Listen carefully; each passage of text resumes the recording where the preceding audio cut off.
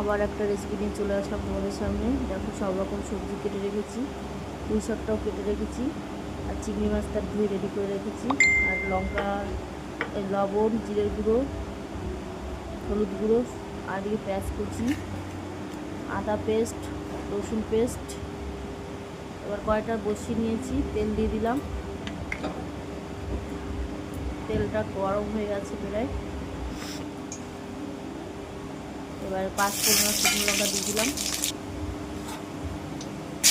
এবার পেঁয়াজ কুচি আর রসুন কুচি আদা কুচি দিয়ে ভালো করে নেড়ে দিয়ে লবণ দিয়ে দিলাম, লঙ্কা গুঁড়ো, ধনে গুঁড়ো সব দিয়ে দিলাম।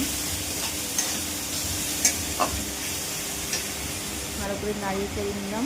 এবার সবজিগুলো সব দিয়ে দিলাম। সবজিগুলো দিয়ে এবার লবণগুলো দিয়ে এবার একটু ভালো করে নাড়িয়ে চাড়িয়ে কষে নেব। কষানো হয়ে গেছে, আর একটু ভালোভাবে কষে নিচ্ছি। কষানো ভালোভাবে হয়ে গেছে। এবার শাকগুলো দিয়ে দিলাম।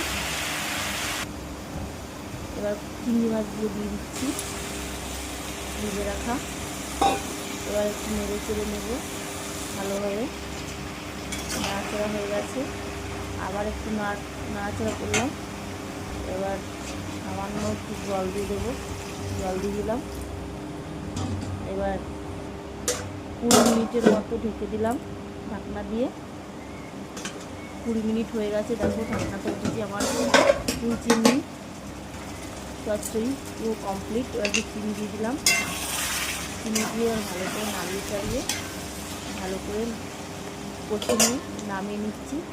তোমাদের রেসিপিটা ভালো লাগলে কমেন্ট করবে, আর দেখিয়ে দিলাম।